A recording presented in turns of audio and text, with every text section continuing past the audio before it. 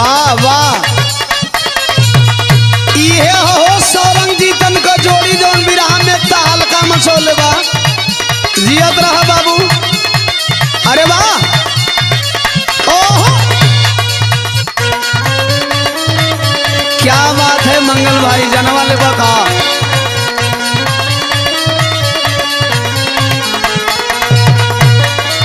हम वफा करके भी तन्हा रह गए, हम वफा करके भी तन्हा रह गए, दिल के अरमान आंसुओं में।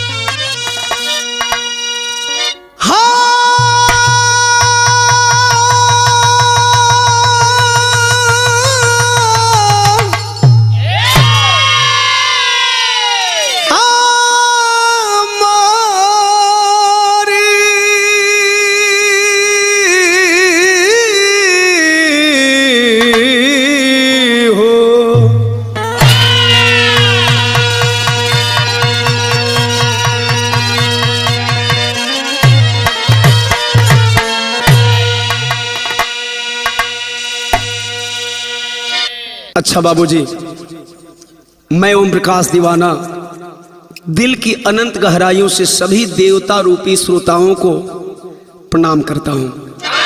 बेरहम शिक्षक के द्वारा पिटाई के बाद मरे हुए इंद्र मेघवाल को सच्ची श्रद्धांजलि अर्पित करते हुए कामना करते हैं कि परिवार इस दुख की घड़ी से जल्दी उबर सके। आप लोगों के कमेंट के डिमांड ने दीवाना को पुनः एक बार कलम उठाने को मजबूर कर दिया। इस बिरहा का शीर्षक है इंद्र मेघवाल की हत्या उर्फ जालौर राजस्थान कांड। इस बिरहा को गवाने में एक बार फिर मदद किए सोशल मीडिया सम्राटों के सम्राट मुकेश यादव जी, युवा साहित्यकार हमारे छोटे भाई कैमूर किसान उमेश कुमार गौतम जी, बड़े भैया स्वामीनाथ यादव जी, युवा बसपा नेता आलोक सागर जी, राकेश आजाद जी इलाहाबाद, कवि संतोष यादव जी जौनपुर एवं दीवाना म्यूजिक के डिजिटल हेड हमारे छोटे अनुज विशाल यादव जी। आशा करता हूं जैसे हर बिरहा को प्यार दुलार देते हैं, ये बिरहा के भी अपना दीवानवा के भी प्यार दुलार दे ही जा। आज भारत में जातीय व्यवस्था को देखते हुए दीवाना की कलम भूमिका में सवाल करती है भारत के लोगों से। क्या सवाल है जीतन भैया?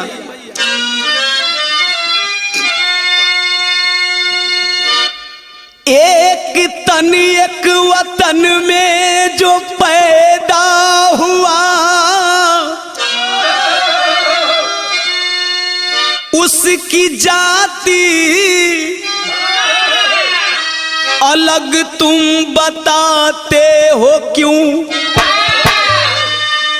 धर्म जब एक है, कर्म जब एक है, मानो होकर मानव को सताते हो क्यों? जाति मानुष में किसने और कैसे बनाया? कोई सछूत है, कोई अछूत है, कैसे उतरेगा कब यारो पूछे दीवाना? जन जन में चढ़ा जाति का भूत है।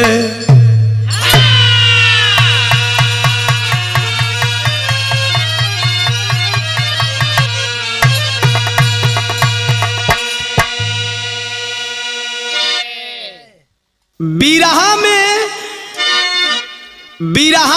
में क्लासिकल करे वाला गवैयन खातिर ई चैलेंजिंग कव्वाली लग गई।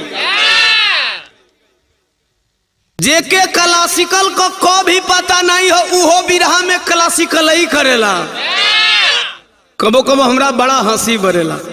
एगो दिल का मरीज कोनो नया वैद्य के यहाँ पहुंच गई। संगतिया पूछल संकारे वैदवा बतौल सकी नहीं तो रोगवा क्या बता रहा है जीतन भाई।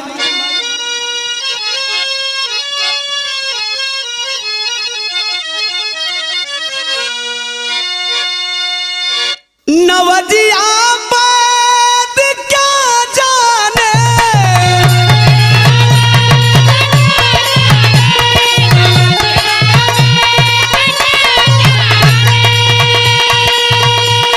मुझे दिल की बीमारी है, मुझे दिल की बीमारी है, मुझे दिल की बीमारी है।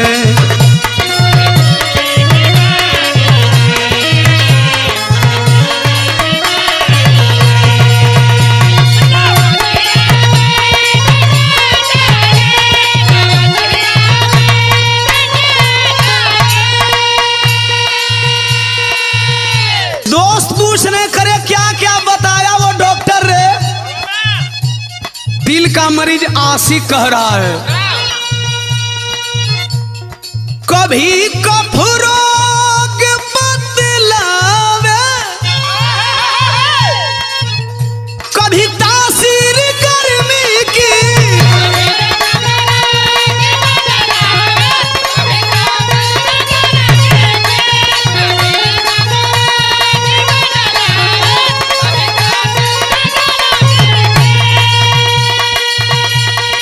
जिगर का हाल तू मेरा, अरे जहान अनारी है।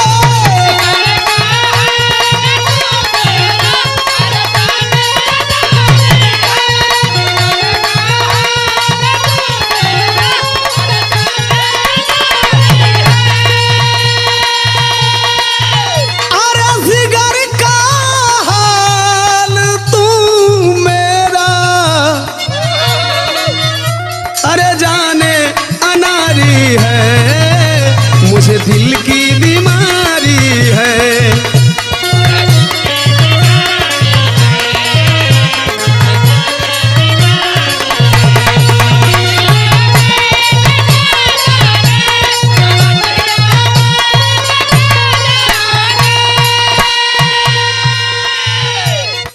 मगर यह भारत और भारत के लोगों की वर्तमान हालात को मद्देनजर रखते हुए ओम प्रकाश दीवाना कहता है मेरा भारत हुआ रोगी,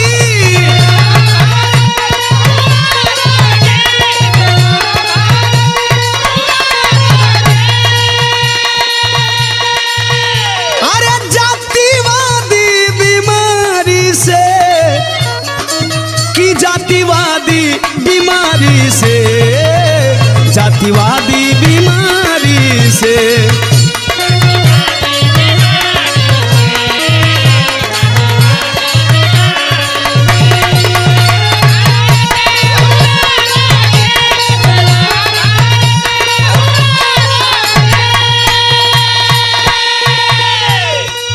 ई रोग कैसन हो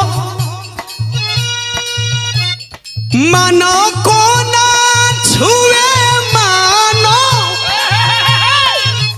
धर्म शास्त्रों में वर्जित है।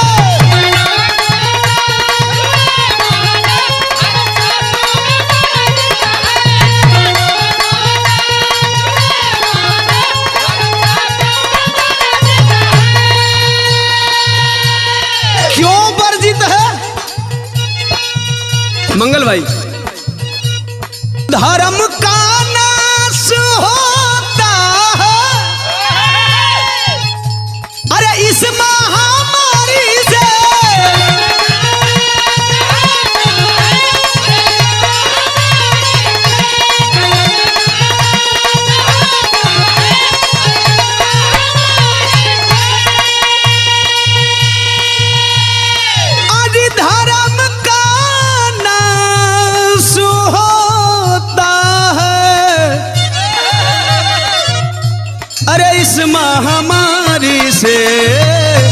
जातिवादी बीमारी से।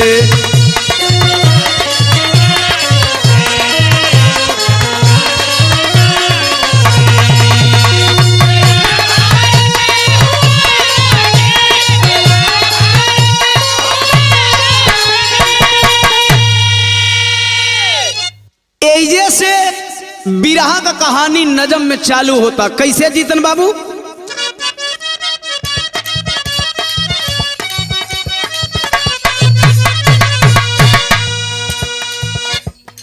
मुकेश भैया नजम में भारत का सच्ची तस्वीर बतावत। भारत का तस्वीर का है आज के समय में। मेरे भारत में जो रहते जातिवादी हैं, मेरे भारत में जो रहते जातिवादी हैं, मानवतावाद के लिए वो आतंकवादी हैं।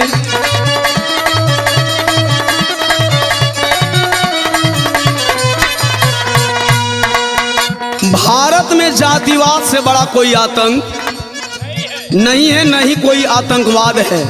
कहना है अछूत श्रमिक मूर्त मंदिर का बनाता है, अछूत श्रमिक मूर्त मंदिर का बनाता है, प्राण प्रतिष्ठा के बाद ना छुपाता है।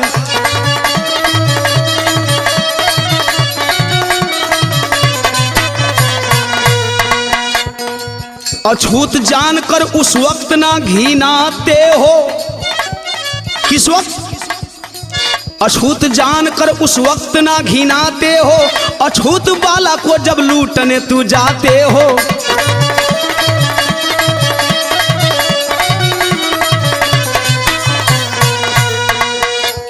उस टाइम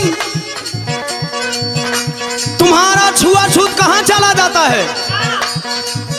एक टाइम और तुम छुआछूत से परे हो जाते हो।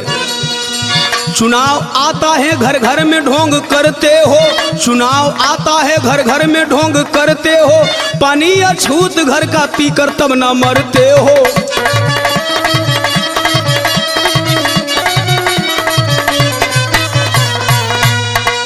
कहानी कहाँ के बा? काहे बदई कुल हमरा कहे के पड़ता।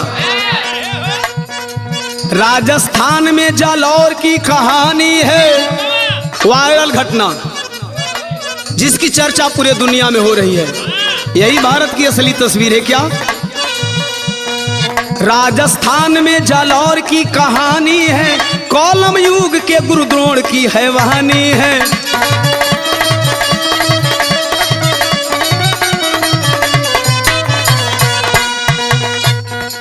थाना जायला में गांव एक सुराड़ा है, थाना जायला ग्राम सुराड़ा। थाना जायला में गांव एक सुराड़ा है, लाल का काल बना मिट्टी का एक घड़ा है।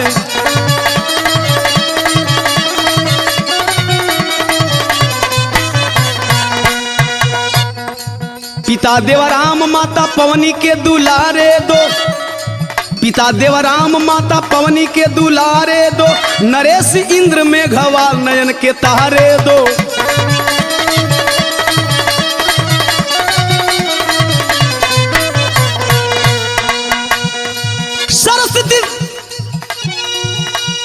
सरस्वती विद्या मंदिर रोज पढ़ने जाते थे,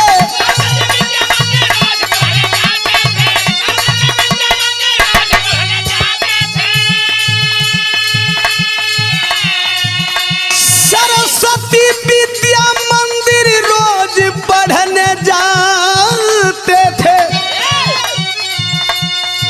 दिन भर पढ़कर संध्या को घर पे आते थे।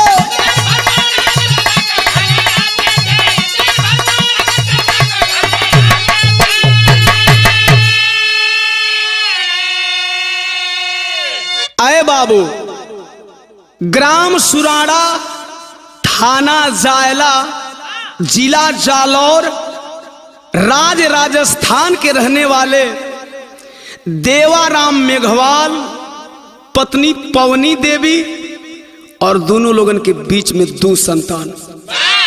बड़ा बेटवा नरेश मेघवाल लगभग 12 साल, छोटा बेटवा इंद्र मेघवाल 9 साल।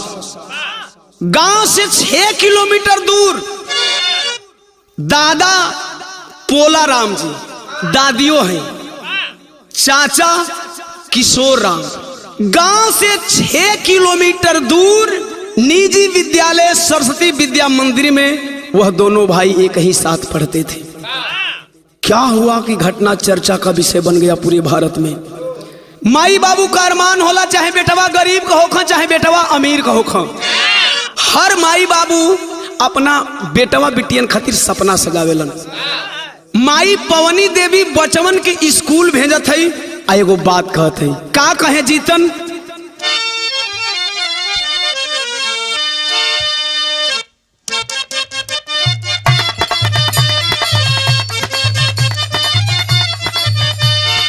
मौगी कह दिया मरदा से,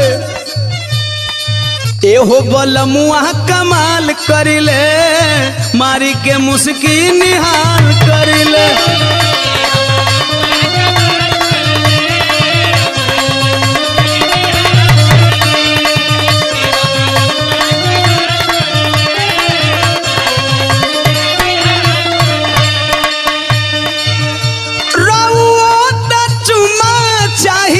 राजा जी कवनो हाल में, राजा जी कवनो हाल में, जुल्फिया ए बोलम जी राउर, जुल्फिया ए बोलम जी राउर, गोड़े हमारा गाल में।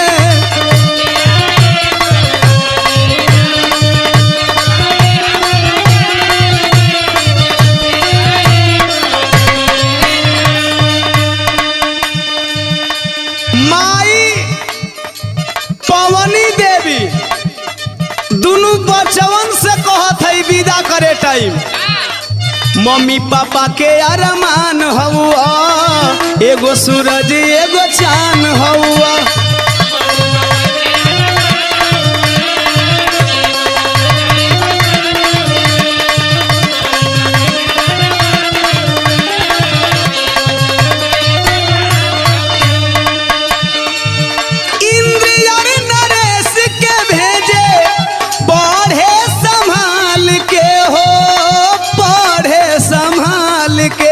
बनाईबू हम पढ़ा के बाबा, बनाईबू हम पढ़ा के बाबा, साहब दोनों लाल के।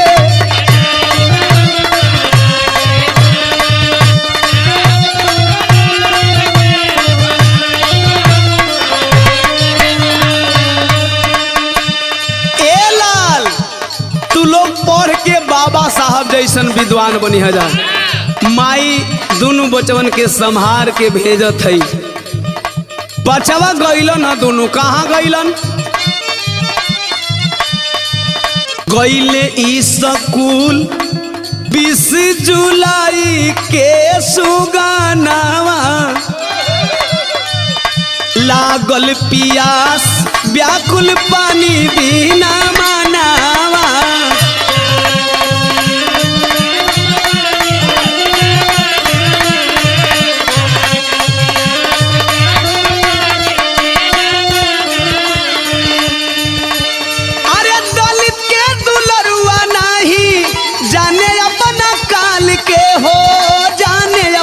काल के बनाईबू हम पढ़ा के बाबा, साहब दोनों लाल के।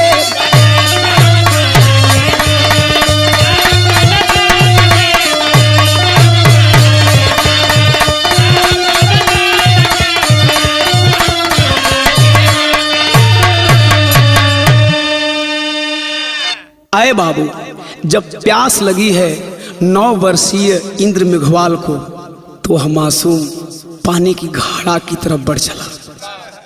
जहां छैल सिंह घड़ा में पानी पीते थे, जब उस घड़ा की तरफ बढ़ा है वह मासूम बेटा, पानी के जिंदगी में कीमत कितना है जीतन, तनी भाव लगता। पानी जिंदगानी,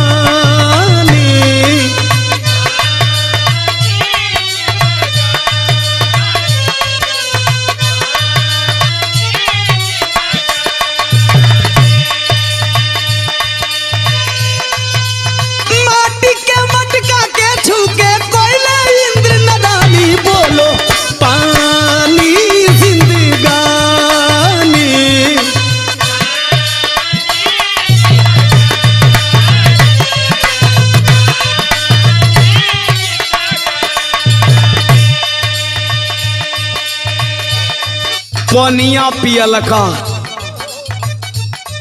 कैलस, पानी पियल खाली जीव के काल भइल भैया हो।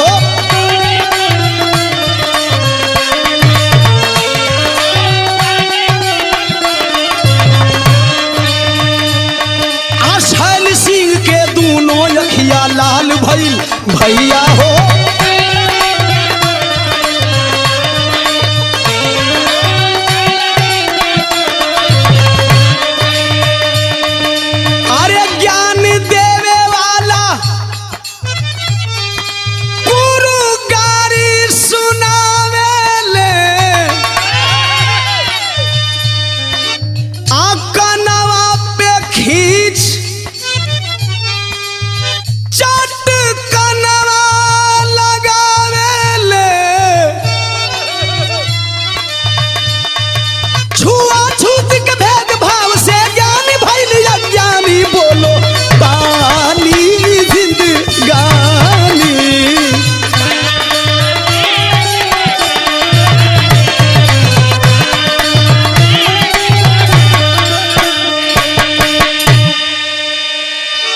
खाली पनिया पियल का हो बाबू, ओह लाल का काल हो गई। जब छैल सिंह मारने लगे उस विद्यालय के हेडमास्टर उस 9 वर्षीय इंद्र मेघवाल को, बचाव में इंद्र अपना गुरुजी से एगो बात कहे, भाव बदला था जीतन भैया।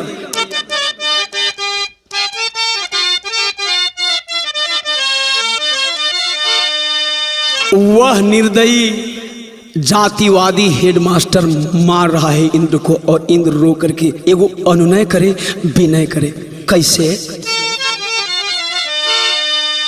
मार मत सुन होता कनवाए गुरुजी,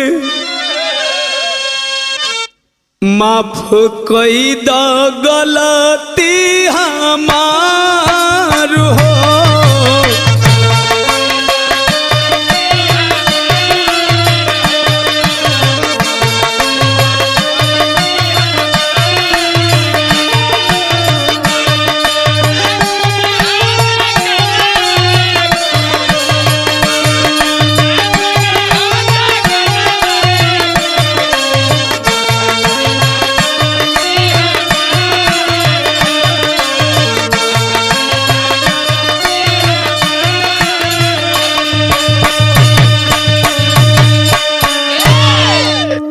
हम नहीं जानली छुआला हमसे पानी, अजनती तक करती ना ऐसन नादानी।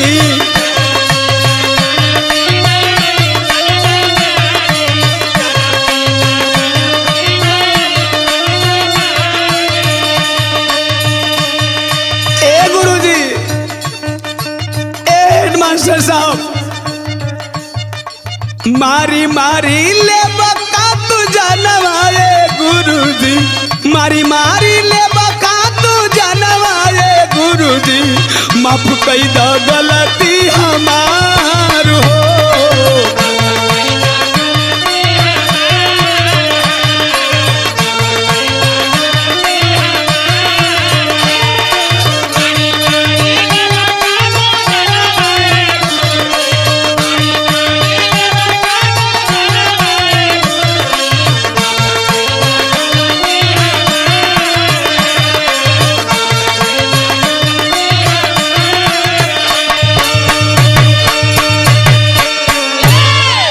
आय हाय, मारता रहा, पीटता रहा, इंद्र चीखता रहा। कवि जी को मजबूर होकर के विदेशिया में भाव देना पड़ा। विद्या के मंदिरावा में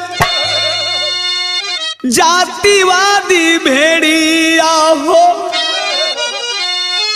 अरे द्रोण बनी कालब के मारे चटा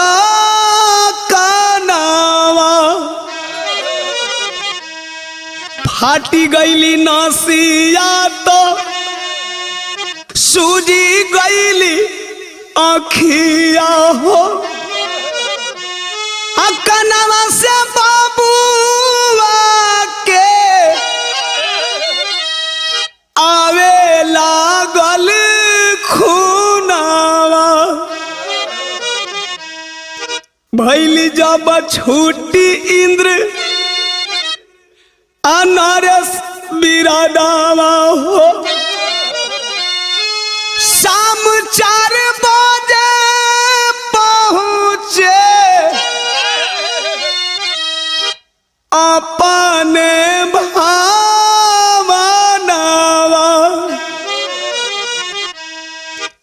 मम्मी पापा पूछे देखी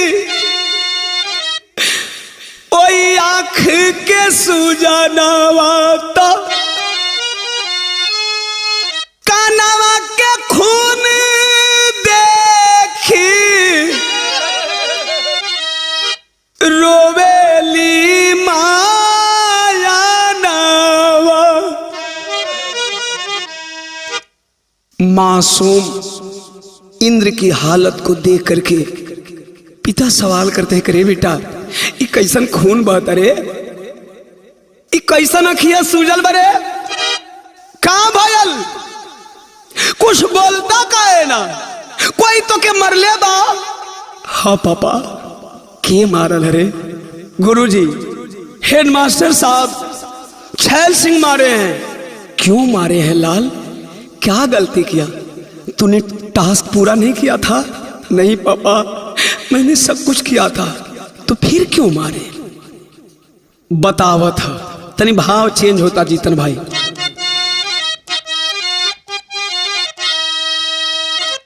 कहे मटकी करनवा गुरुजी, अरे मारले चाटा कनवा ये पापा।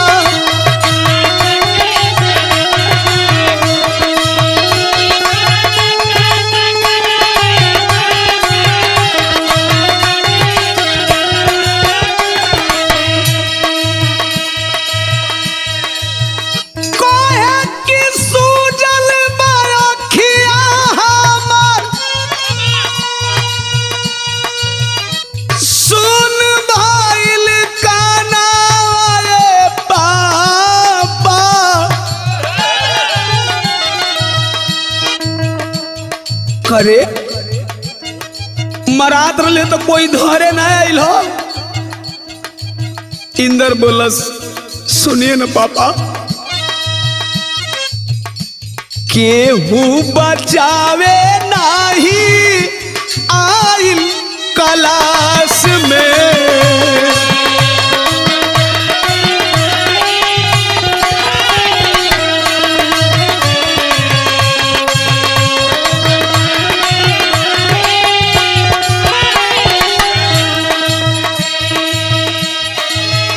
तवले माँ पवनी देवी आ गई लाल,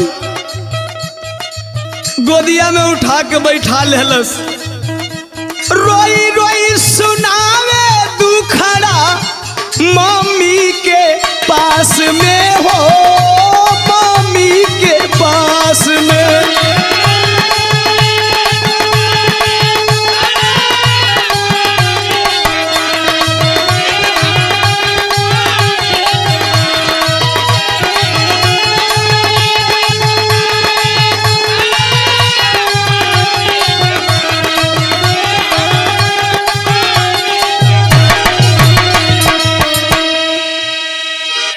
पापा नहीं मल्लम, पापा कल बेटा तू झूठ बोल रहा है, किसी से झगड़ा किया था, किससे लड़ाई किया था, सच बता। कहता पापा सच कहते ही बतावे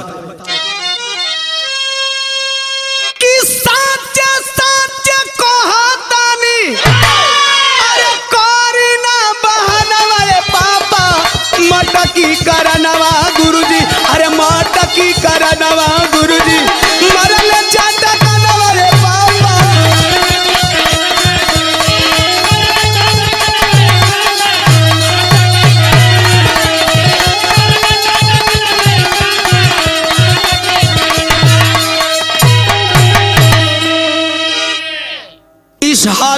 को देख करके ओम प्रकाश दीवाना की लेखनी पुनः भारतवासियों से सवाल कर रही है। टेरी की शैली में भाव लिखना पड़ा।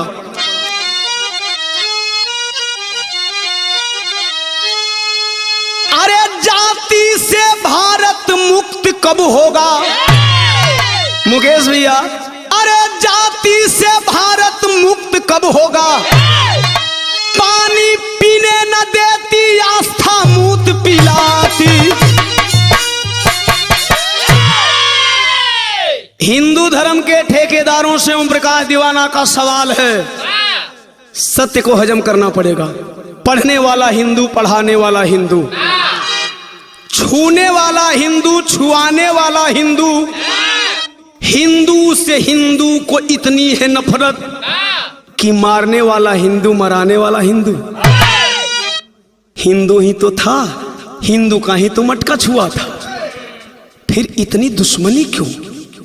आपका हिंदू तो कहां चला जाता है ऐसी जगहों पे। धर्म का ऐसा हिंदू बता दे कोई जिसमें मानव ही मानव से नफरत करे। एक को छूने से पानी होता दूषित, दूजे स्पर्श से मटका अमृत भरे। एक पानी छू लेता है तो दूषित हो जाता है, और उसी हिंदू का दूसरा व्यक्ति अगर पानी मटके में रख दे तो वह पानी अमृत हो जाता है। यह कैसा धर्म है? मूछ दलितों का रखना खटकता है क्यों? वो भी तो हिंदू है, हम नहीं कह रहे हैं, आपका धर्म शास्त्र कहता है। मूछ दलितों का रखना खटकता है क्यों? छुआ खाना गले में अटकता है क्यों? घोड़ी चढ़ना क्यों दलितों का मौत बने? घोड़ी चढ़ना क्यों दलितों का मौत बने? छोड़ इंसानियत तू भटकता है क्यों? क्या घोड़ी चढ़ने वाले दलित इंसान नहीं है? वो अभी तुम्हारी तरह मानव है, फिर उनका घोड़ी चढ़ना तुम्हें क्यों खटकता है? बेड पे अपना कुत्ता सुला लेते हो। अबे इंसान के रूप में कुत्तों, इंसानी कुत्तों से ओम प्रकाश दीवाना सवाल करता है। बेड पे अपना कुत्ता सुला लेते हो, दूध बर्तन में अपने पिला देते हो, एक इंसान छू ले उसी पात्र को जानवर से भी बदतर सिला देते हो। यानी इंसान कुत्ता से भी बदतर हो गया। तो कुत्ता को खिलाने वाले कुत्तों, इंसान से इतनी नफरत क्यों? इंसान से इतनी नफरत क्यों? अगर तुम इतनी नफरत करते हो तो फिर थूकता है ओम प्रकाश दीवाना ऐसी नफरत पर और ऐसी इंसानियत पर और ऐसे धर्म पे। थूकता हूं तेरी ऐसी करतूत पर, तुम भी मानो हो, मानो से नफरत न कर। अरे जाति हिंसा में भारत को झोंको न तुम, खाक हो जाएगा ये शहर का शहर। जिस दिन ये दलित बगावत पे उतर गए, जिन्हें तुम जानवर से भी बदतर समझते हो, उस दिन शहर के शहर जल जाएंगे, तुम बचा नहीं पाओगे, तुम बुझा नहीं पाओगे। खैर माई बाबू बचवा का इलाज करावे लगलन। तरह चेंज होता जीतन भाई, हमारे कैसेट का गीत लगा था। कोनो लइका कोनो लइकी से कहे, अरे बसावा के कोई लेखा लचा के कमरिया, मारेली नजरिया तो घेरे ले बदरिया।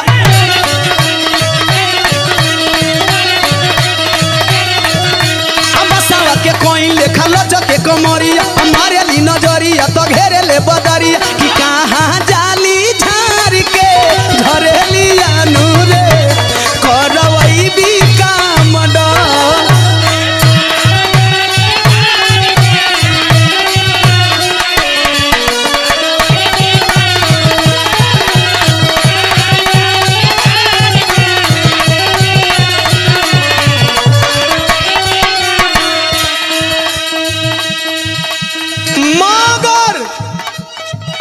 इंद्र मेघवाल का हालत 9 वर्षीय वो मासूम का हालत का होता। दिनों दिनों बिगड़े ले लाल के हलतिया, मम्मी पापा चाचा के फेल भैली मतिया।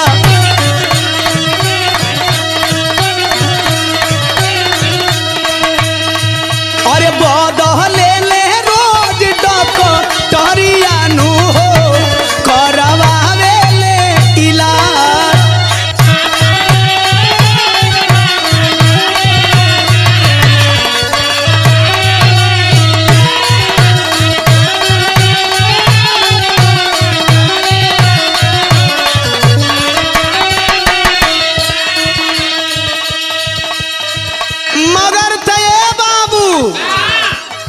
बाबू देवाराम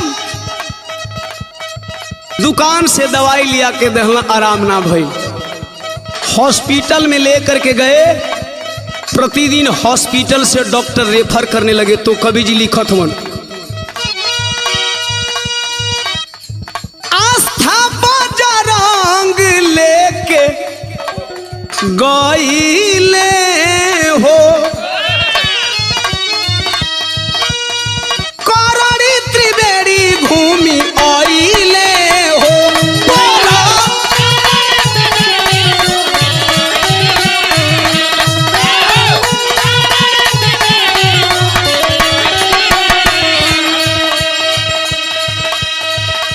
अरे मेहसड़ा गीतांजलि में बिगड़ल बहाल हो, आखिर में अहमदाबाद में आई गईल काल हो।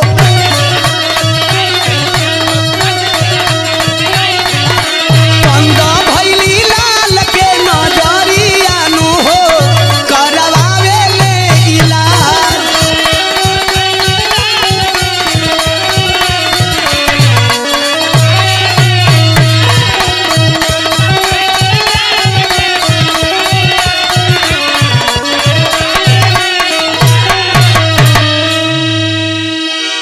ए बाबू, आखिरकार अहमदाबाद में वो बचवा के साथे भइल का, तनिका फिर भाव बदल गई सोरठी में।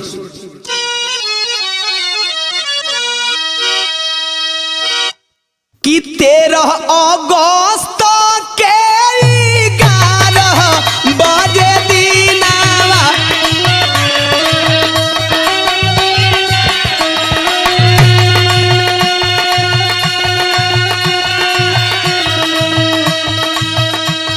इंदर के टूटी गईली सासन एरा, किया हो रामा।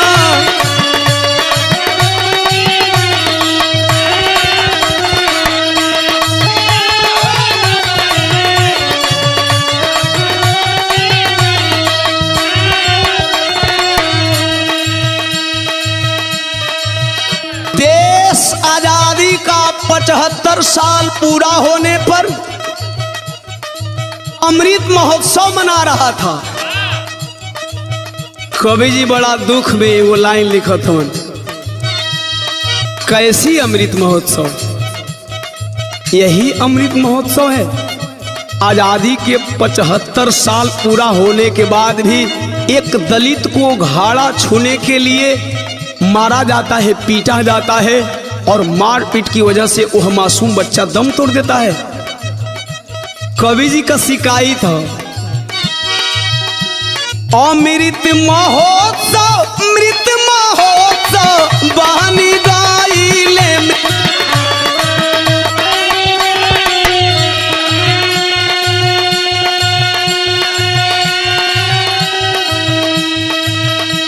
मम्मी पापा लेके रोवेला सनुएरा, किया हो रामा।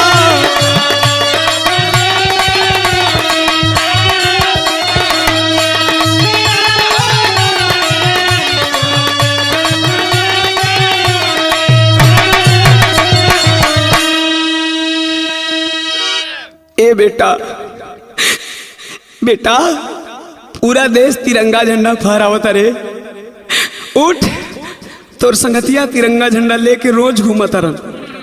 ए बाबू, इस हालत को देख करके केवल वह माँ और बाप नहीं रो रहे थे, और कौन लोग रो रहे थे कि पूरा भारतवासी रोवे धारा तीगा गाना, अरे धारा।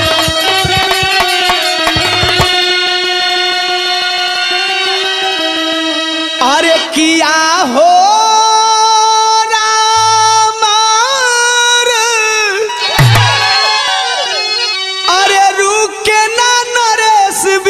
के आसन राम।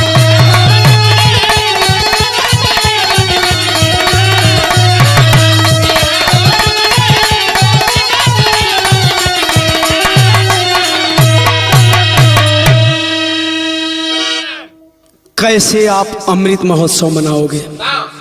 जिन्हें सिंबल ऑफ नॉलेज कहा जाता है, जिन्होंने भारत को दुनिया का सबसे लचीला और सबसे बड़ा संविधान दिया, आज उस बाबा साहब की आत्मा भी रो रही है और रो करके भारतवासियों से ये क्वेश्चन मार्क लगा रही है। कौन क्वेश्चन मार्क है?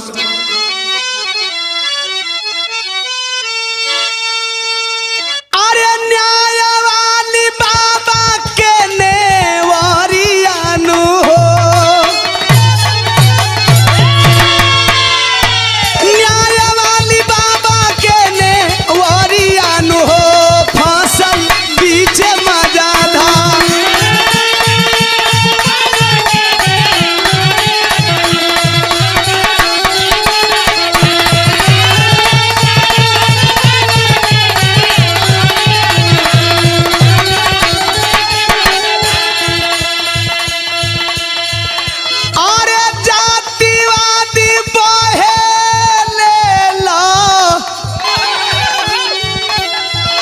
हरियाणु हो कैसे लगी है किनार,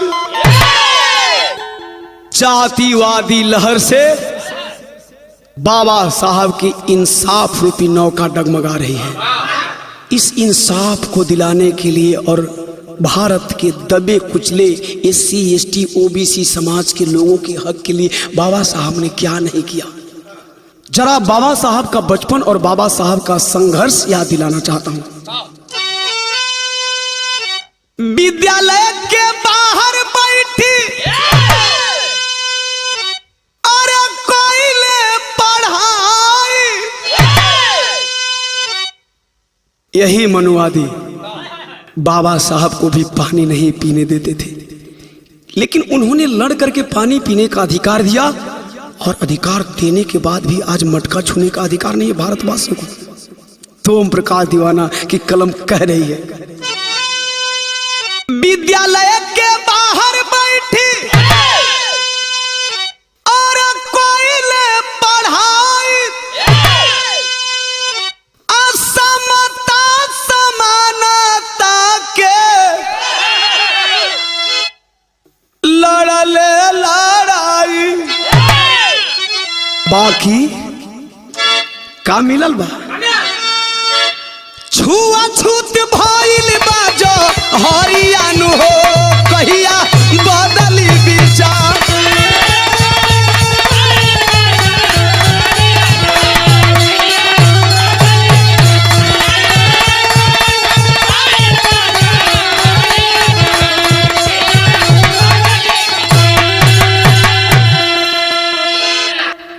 बाबू बिरहा पहपट में आगे बढ़ गई।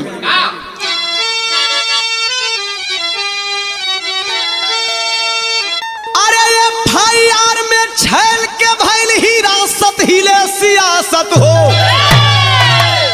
अरे FIR में छैल के भइल हिरासत हिले सियासत हो, आय आंदोलन से कांप गइल बा भारत हिलल सियासत हो।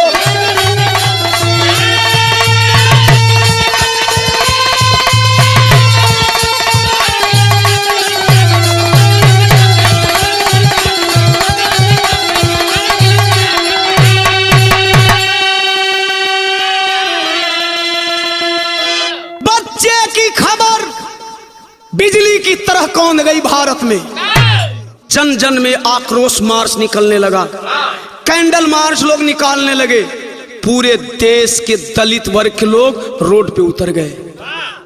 माई बाबू सहित दलित वर्ग के तमाम संगठन के नेता आजादी के एक दिन पहले 14 अगस्त को उस लाश को लेकर के धरना पे बैठ गए और मांग क्या थी?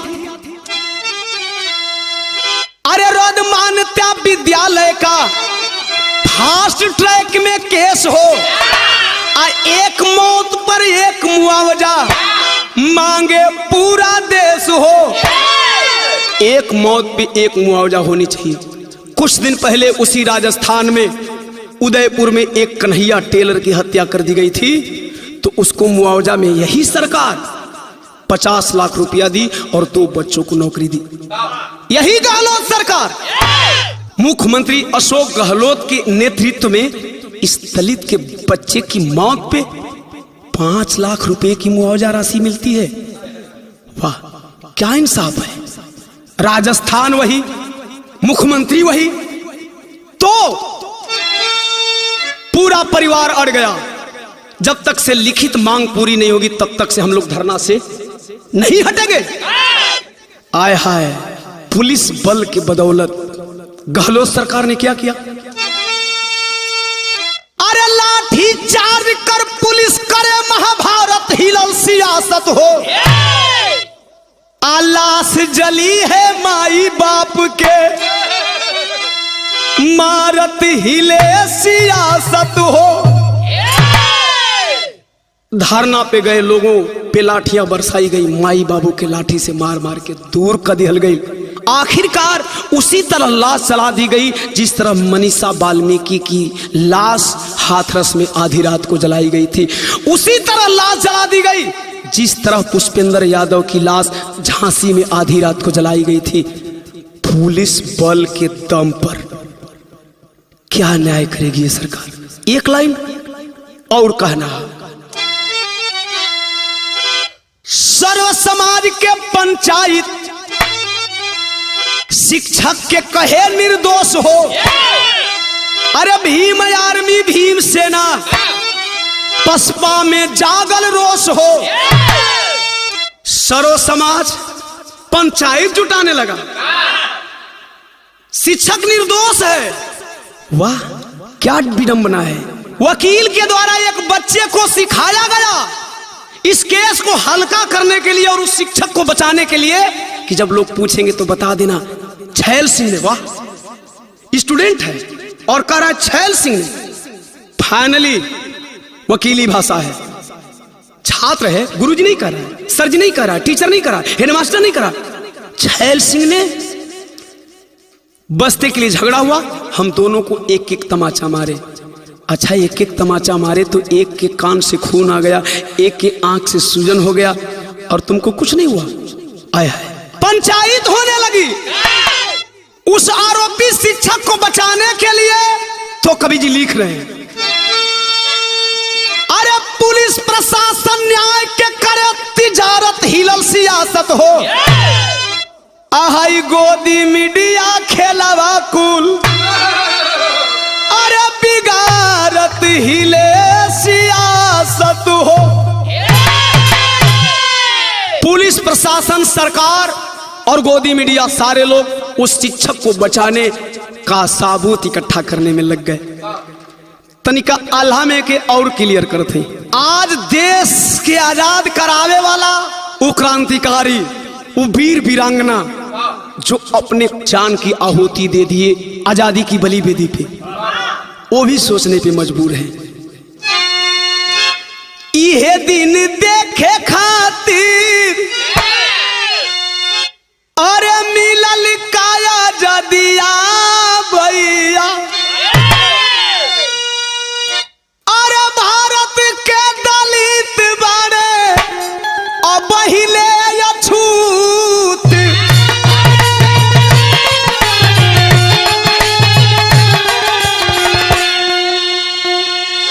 गोरा अंग्रेजवा तो देशवा के छोड़ी रे गईल, काला अंग्रेज करे आहाई काली करतूत।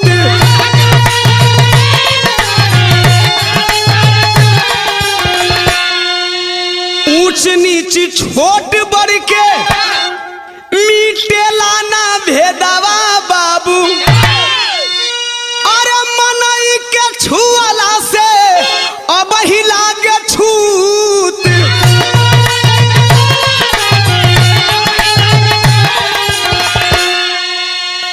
आदमी के छुअल जहवा, अरे आदमी ना पानी पिए, आया सथा में अंधा बन के पिए लोग मूत।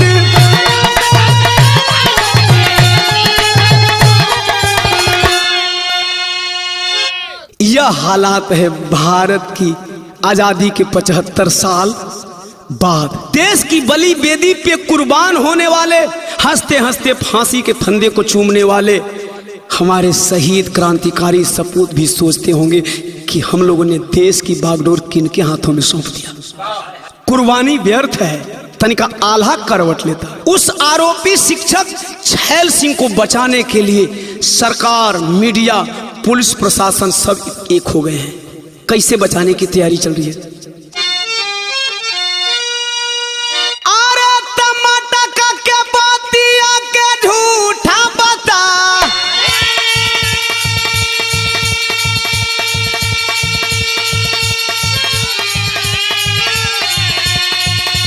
पुलिस पर शासन गहलो सरका, पूरा महकमा खिलाफ में हो गया उस दलित परिवार के। जैसा हुआ था हाथरस में वैसा ही हो गया। एसपी हर्षवर्धन अग्रवाल मटका नहीं होने की पुष्टि तक कर डाले। वाह, अच्छा, मटका को हटाने में टाइम कितना लगता है? बताया गया कि छैल सिंह ने 1.5 लाख रुपया दे करके मामला को रफा दफा करने के लिए पंचायत भी करवाया था। तरह तरह का वीडियो बनाया गया। एक न्यूज वाला कवर कर रहा था पूरे घटना को, करीब करीब 2 मिनट के वीडियो में 2 बार मटका दिख गया। राजस्थान जैसी जगह में मटका ना हो। विद्यालय की स्थिति आप लोगों ने देखा होगा, कितनी जर्जर स्थिति थी। तो क्या छैल सिंह हेडमास्टर साहब अपने को ठंडा पानी पीने के लिए मटका नहीं रखे होंगे? पानी की टंकी आप लोगों ने देखा कि कितनी सुदृढ़ अवस्था में थी। खैर, पंचायत के लोगन का मांग का है, कांस्टेबल थान सिंह के हो खे बहाली,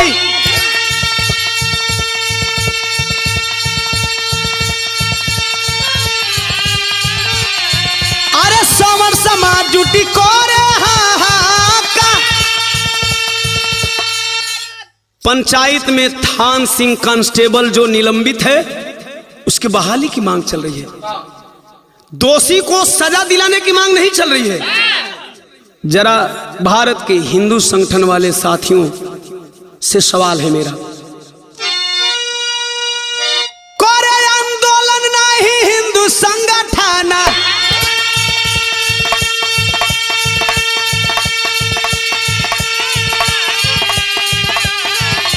एससी एसटी ओबीसी पे हो खेला अत्याचार। देश में जितने हिंदुत्ववादी संगठन हैं, जब एससी एसटी ओबीसी के ऊपर कोई विपत्ति आती है, कोई मौत आती है, किसी की हत्या होती है, किसी का रेप होता है, तो एक संगठन वाले आंदोलन क्यों नहीं करते हैं? क्या एससी एसटी ओबीसी के लोग हिंदू नहीं है? निशा यादव चंदौली, पुलिस ने घर के अंदर जाकर के मारा। एक भी हिंदुत्ववादी संगठन उस निशा बहन को न्याय दिलाने के लिए रोड पे नहीं आए। मनीषा वाल्मीकि हाथरस, यही संगठन वाले बल्कि रेपिस्टों को बचाने का प्रयास करने लगे। इसी तरह पंचायत में चल रहा है कि उस बच्चे को बहुत पहले से रोक था। मीडिया वाले भी यही बता रहे, पुलिस प्रशासन भी यही बता रही थी। अरे वाह, एक आरोपी को बचाने के लिए देश में क्या से क्या होता है। याद करिए कुलदीप सिंह सेंगर की वह घटना। एक बैकवर्ड समाज की बेटी लुट गई और सारे सबूत मिटा दिए गए, और उस कुलदीप सिंह सेंगर के लिए रिहाई की लोग मांग कर रहे थे। बाहर देश के कुछ संगठन के लोग, जब दलितों पे, बैकवर्ड पे, एससी एसटी ओबीसी पे अत्याचार होता है तो फिर आपका संगठन आगे क्यों नहीं आता है? इसका मतलब एससी एसटी ओबीसी के लोग हिंदू नहीं है, या केवल वोट लेने के लिए हिंदू है? वोट आता है तो सारे लोग हिंदू हो जाते हैं, मुसलमान से कोई बात आती है तो सारे लोग हिंदू हो जाते हैं। ये कैसा हिंदुत्व है आपका? गौर करना। अरे कवनो बलात्कारी के होला इनकाउंटर,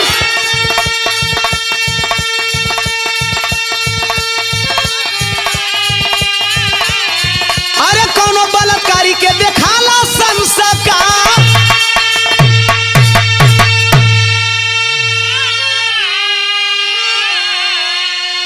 लोग कहते हैं दीवाना राजनीति करता है, बिरहा नहीं गाता है।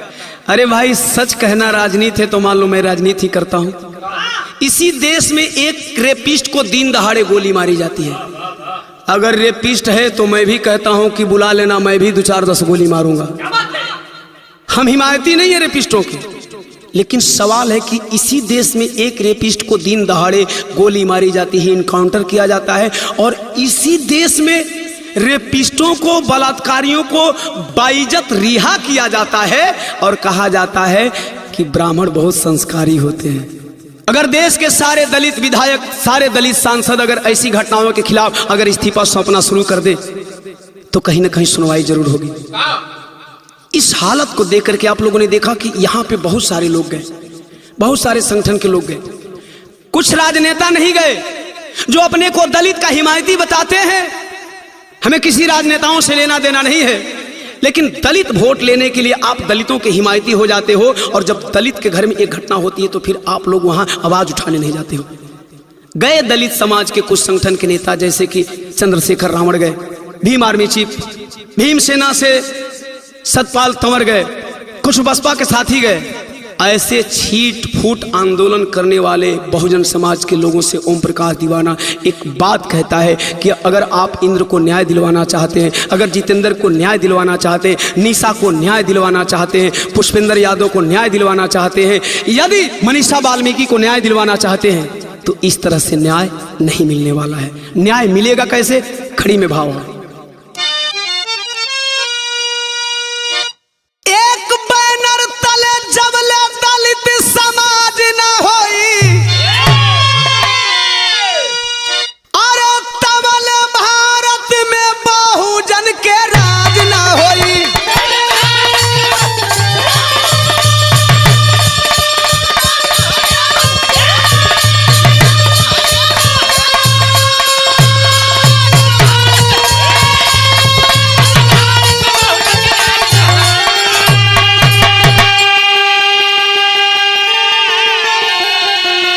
बहुजन का राज मतलब एससी एसटी ओबीसी माइनॉरिटी समाज के लोगों का राज। जबले भाई अलग अलग ढोई बो जा झंडा, आलात मुंह का गाली जूता, खाई बो जा डंडा। अगर आंदोलन करना है किसी भी राज्य में तो देश के तमाम एससी एसटी ओबीसी के लोग एक झंडा डंडा के नीचे एक दिन आंदोलन करो, किसी भी प्रदेश के सरकार की पुलिस की लाठियां कम पड़ जाएगी, लाठियां कम पड़ जाएगी। इसलिए बेटी बहन के सुरक्षित तोहर लाज ना होई, मारल जइहे इंदर जितेंद्र में घवाल हो, अघोरी चढ़े खातिर होई शादी में बवाल हो। अरे राष्ट्रपति बना लो जबल पीएम के ताज ना होई, तबल भारत में बहुजन के राज ना हो।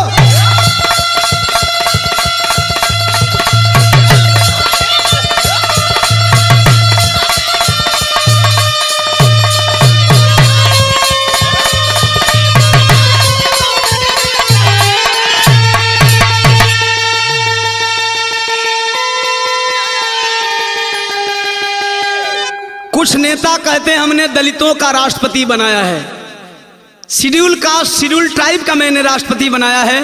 अरे साहब, अगर आप दलितों के इतने बड़े हिमायती हो तो एक बार प्रधानमंत्री बना करके देख लो। क्या दलितों को राष्ट्रपति इसलिए बनाते हैं कि आपके कानून पे आंख बंद करके बिना सवाल किए साइन कर दे?